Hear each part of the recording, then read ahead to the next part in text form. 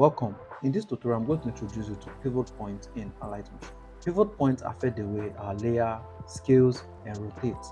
So it's very important you understand how pivot point works because it can affect the way your layer is being animated.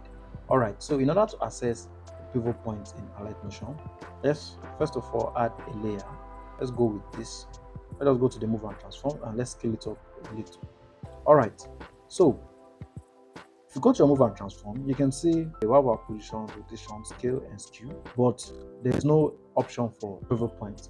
But to access it, all you just need to do is click on your position.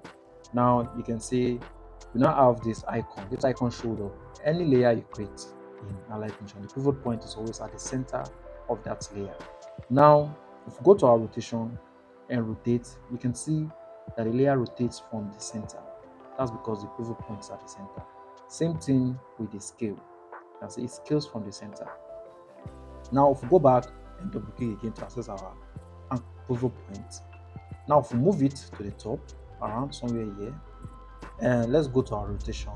Now you see it rotates from that point because that's where the pivot point is. That's the new position of the pivot point. So the layers rotate from there. Same thing with the scaling. You see it scales from that point also. So where you place your pivot point affects the way your layer animates. You can even place it outside. Let's say somewhere here, around there. Now if we go to rotation and we rotate, you see it's rotating from that point. Alright, that's a brief introduction to pivot point. Subsequent tutorial, you'll learn more about it. Thank you.